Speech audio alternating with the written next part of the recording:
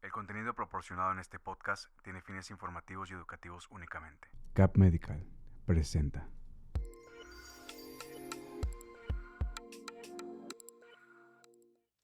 Hola, ¿qué tal? Bienvenidos una vez más a una consulta virtual.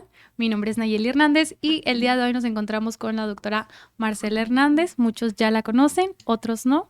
Doctora, si gusta presentarse. Hola, muchas gracias. Gracias por acompañarnos a esta este nuevo live de preguntas y respuestas que nos quedó pendiente una segunda parte con algunos comentarios que nos dejaron en redes sociales, principalmente en TikTok. Así es, para que recuerden y nos vayan a seguir a todas nuestras redes sociales, encuentran como Neuromarce en Facebook, Instagram, YouTube, TikTok y pues ahora también en Spotify para que se estén al pendiente. Doctora, ¿le parece si iniciamos? Sí, claro, vamos a empezar. Ok, nuestra primera pregunta es, ¿qué avances recientes se han logrado en el tratamiento de la esclerosis múltiple? Bueno, actualmente pues ya existen muchos tratamientos. Hace un par de décadas lo único que teníamos para tratar esclerosis múltiple eran los interferones que se aplicaban de forma subcutánea.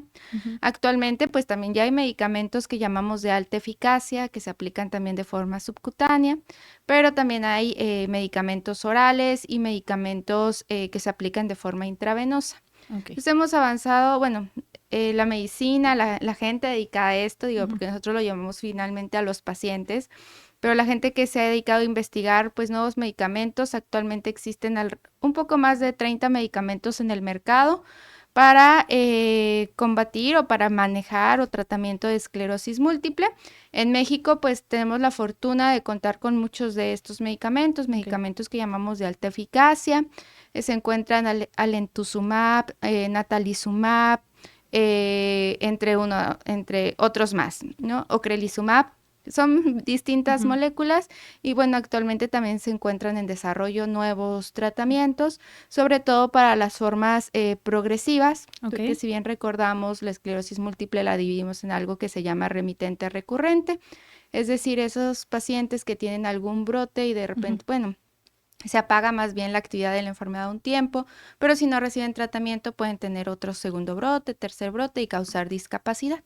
Y hay formas progresivas que desde un inicio pues van discapacitando al paciente pues de forma lenta, porque no es una forma rápida, pero progresiva, de ahí viene su nombre. Y bueno, para pues todavía no hay como algún tratamiento pues que sea como primera línea, entonces... Para ya este momento en el que el paciente va, vamos a decirlo, avanzando en esta discapacidad, aún no hay un medicamento que se pueda ayudar a controlarlo. Si es una forma primaria, que lo llamamos, que pueden tener los pacientes estas dos formas, ya sea un remitente recurrente o una primaria. Para esa primaria pues apenas está el desarrollo de tratamientos.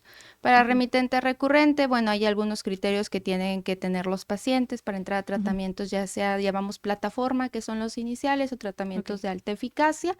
Y bueno, ahora se opta mejor por iniciar con tratamientos de alta eficacia, pero bueno, está mucho más estudiada la forma remitente recurrente que la primaria progresiva, pero para allá están enfocados los nuevos tratamientos.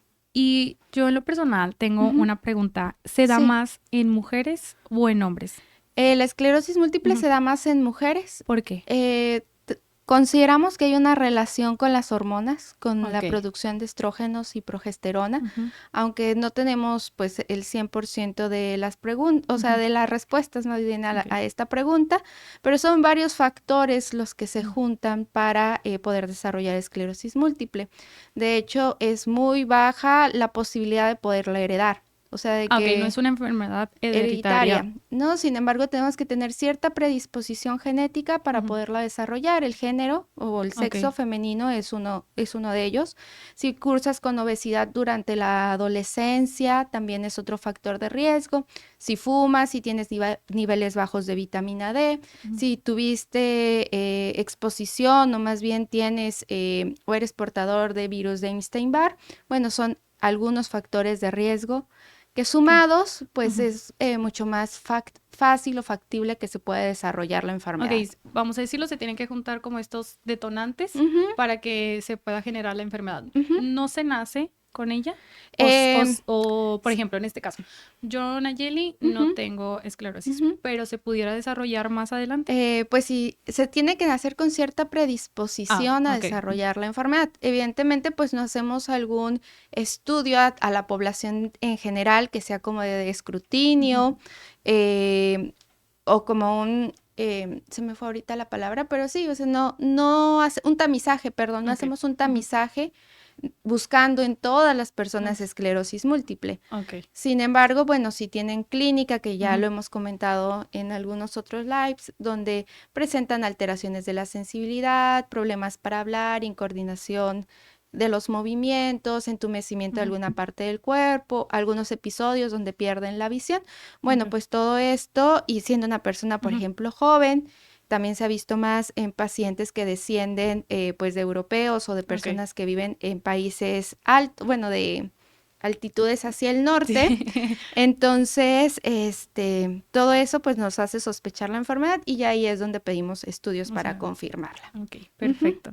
Aquí nos preguntan si la vampira, Ajá, ¿está pronunciada como sí, correcta? vampira. Es buena para la marcha, es decir, Sí, agilidad. sí tiene evidencia Ujú. que funciona en los pacientes con esclerosis Ok. múltiple que han tenido cierto deterioro en la marcha o aquellos que han tenido algún brote hacia áreas motoras que nos ayudan pues a la movilización o hacia la médula que haya afectado pues también el sistema que nos ayuda al movimiento. Pero sí, sí tiene evidencia, sí se puede utilizar en pacientes con esclerosis múltiple y Ok, que tienen pues, o alteración sea, en la marcha. ok, perfecto, muchas gracias.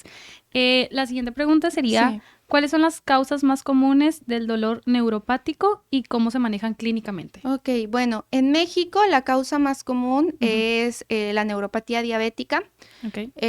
Generalmente se desarrolla inclusive tiempo antes de que el Ujú. paciente debute con diabetes, es decir, en estados prediabéticos.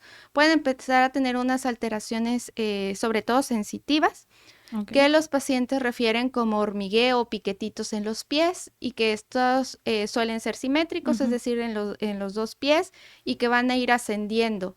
Generalmente, bueno, primero afecta a los axones largos, que son como estos cablecitos que nos transmiten la sensibilidad, Ok.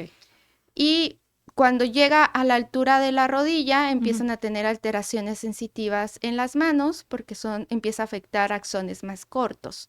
Ok. Entonces siguen este patrón que se llama enguante y calcetín. Ujú. Y bueno, la polineuropatía diabética o el dolor neuropático por diabetes es el más común por mucho en nuestro país. Ok. ¿Qué otra cosa nos puede causar neuropatías, bueno, de diferente tipo? Lo pueden desencadenar enfermedades autoinmunes, lo pueden Ok. desencadenar, por ejemplo, VIH propiamente, Ujú. pacientes con hepatitis B o C también lo pueden desarrollar. Pacientes con enfermedades autoinmunes, ya lo decía, Sí. como síndrome de Sjögren, lupus eritematoso, artritis reumatoide. Entonces, Pero en común, la más, vamos a decirlo, como típica, por decirlo así, la o más de que frecuente, es la neuropatía por diabetes, diabetes. ¿verdad? Sí, Ok. sí, sí, esa es la más frecuente, ¿Y, definitivamente. y el tratamiento cómo es? Bueno, el ¿Cómo lo manejan? tratamiento tiene que ir encaminado al control de la glucosa. Ok. En el caso de los pacientes que es por diabetes, siempre tiene que ir de la mano con otros especialistas, tiene que estar de la mano en manejo con nutrición, porque pues no todo es el tratamiento farmacológico. Ok. Lo que nosotros damos son medicamentos que nos ayudan a modular este tipo de dolor neuropático, que generalmente utilizamos gabapentina, pregabalina, pues que han demostrado eficacia y los pacientes que son resistentes a estos medicamentos, bueno, los podemos pasar a otro tipo de tratamientos como por ejemplo duloxetina o amitriptilina que tienen evidencia en dolor neuropático. Ok. Y bueno, ya para cerrar con esta preguntita, porque nos están haciendo otra, ¿se cura a 100% en su totalidad o solamente, vamos a decirlo, con los tratamientos necesarios, medicamentos y demás, se reduce el dolor. Se reduce la sintomatología, Ok, sin embargo, para saber la extensión del daño tenemos que hacer algo que se llaman velocidades de conducción nerviosa Ok. y ver en qué grado o qué grado de daño tiene ya el nervio para saber si podemos con el tiempo y las medidas lograr la recuperación o bueno, va a tener que tener tratamiento pues durante un largo periodo de tiempo. Eso depende del grado de severidad. Ok, perfecto. Aquí producción me indica que ya nos queda poco tiempo, sin embargo, Nos ha ido rápido. sin embargo, todavía alcanzamos unas 2 preguntitas más. Sí, sí. Y aquí Aura Montero nos pregunta que si hay algún estudio, resonancia, etcétera, que confirme el diagnóstico de neuralgia.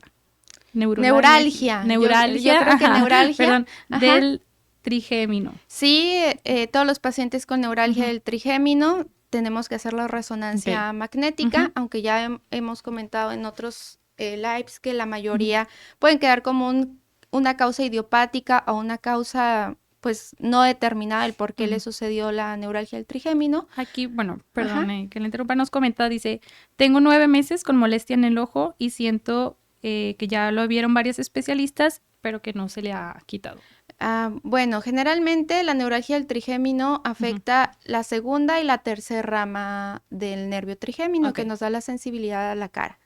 Cuando está afectado el ojito hay que buscar otro tipo de cefaleas o dolor, puede ser otro tipo de neuralgia o cefaleas trigémino autonómicas.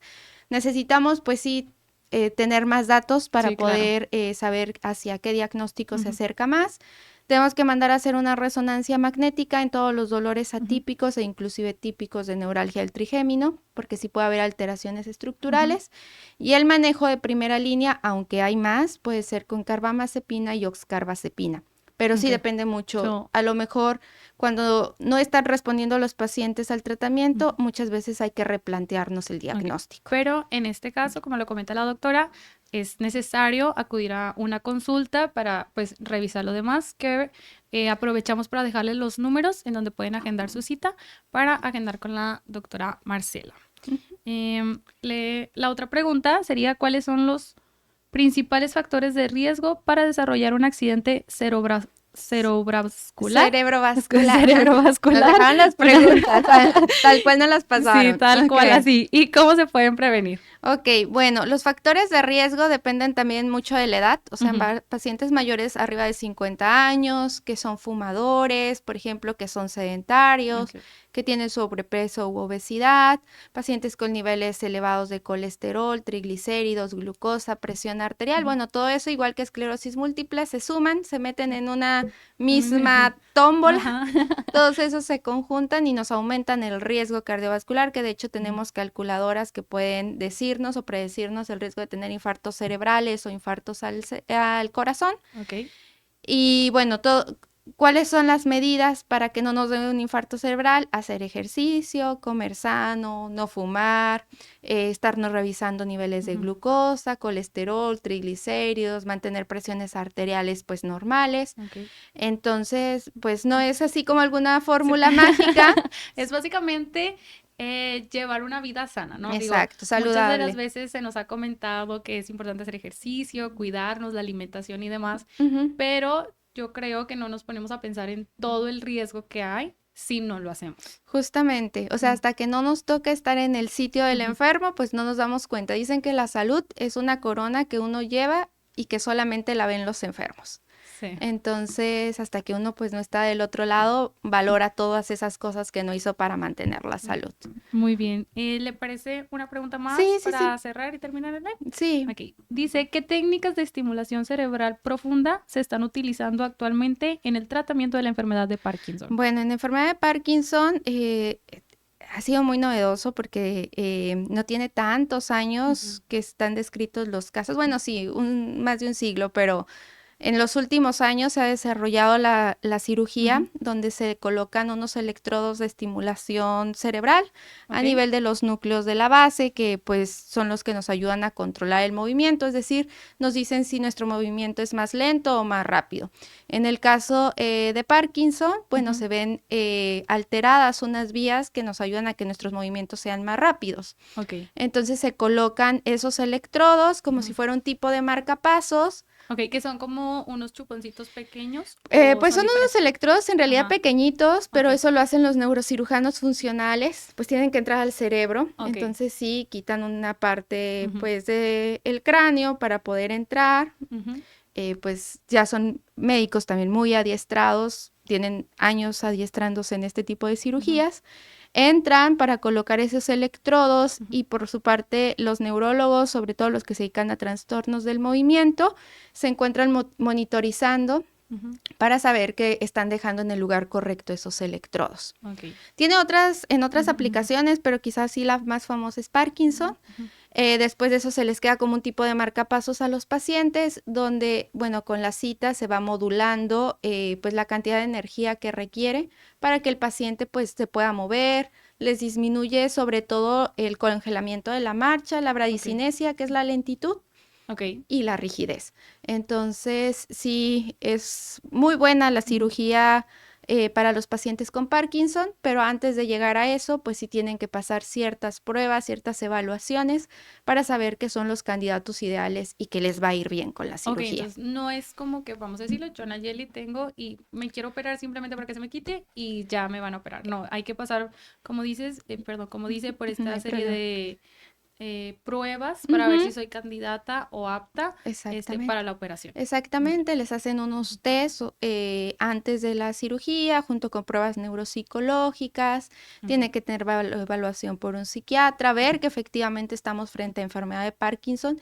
y que los pacientes, pues ante ser una cirugía de riesgo, pues van a ser mayor el beneficio que el riesgo de someterlos a una cirugía. Entonces ya se tienen que seleccionar muy bien los pacientes. Ahora sí, para cerrar, por último, yo normalmente he notado esta enfermedad en personas ya adultas, ¿no? Vamos a decirlo, de 45 años para arriba. Sin embargo, a jóvenes, adolescentes, nos puede dar, por ejemplo, en este caso, bueno, yo tengo 23, ¿se me pudiera desarrollar esa enfermedad? O también igual es como la esclerosis múltiple, que ya se tiene que nacer con cierto... Tiene que tener cierta predisposición genética. De hecho, pues los pacientes que tienen formas más jóvenes es porque hay alguien en la familia que ya tiene posiblemente la enfermedad. Ok, entonces en este caso sí puede ser tiene un porcentaje que sí puede ser, aunque también la mayoría es predisposición y uno la desarrolla independiente. Pero generalmente, pues sí, el Parkinson no afecta en edades tan jóvenes, pero sí existen las formas juveniles como Michael J. Fox, que fue el de Volver al Futuro, el protagonista. Él sí desarrolló un Parkinson juvenil y pues son como casos más contados. La realidad es que afecta a personas arriba de los 60, 70 años y bueno, era lo que decíamos, lentitud del movimiento, temblor, y rigidez cuando nosotros los evaluamos. Entonces, sí es posible, pero la posibilidad es muy baja. O sea, es mínima, vamos a decirlo así. Muy bien, muchas gracias, doctora. ¿Algo con lo que quiera cerrar? ¿Algún consejo? Pues vamos a que sigan dejando, invitar a que sigan dejando sus comentarios en las diferentes redes sociales para poder hacer otra sesión de preguntas y respuestas. La parte 3, que la vamos a dejar todavía pendiente para que sigamos acumulando preguntas. Igual, pues saben que les contestamos a través de los diferentes buzones de las redes sociales, pero a veces no es posible contestar todas sus preguntas cuando necesitamos, pues que en realidad sea una consulta. Sí, les recordamos las redes sociales. Recuerden que nos encuentran como Neuromarce a través de Facebook, Instagram, YouTube, TikTok y ahora también en Spotify. También les vamos a dejar el número para agendar su cita. Recuerden que es muy importante acudir a consulta. Estas consultas virtuales sirven, ayudan, pero si es necesario ya hacer un diagnóstico, ¿no? Personalizado. Sí, exactamente. De esta forma. Y de igual manera también, pues, la dirección donde se encuentra el consultorio de la doctora Marcela Hernández. Bueno, pues nos vemos la próxima semana. Muchas gracias por estar aquí. Gracias y nos vemos el próximo martes. Recuerden, en punto de las 2 de la tarde.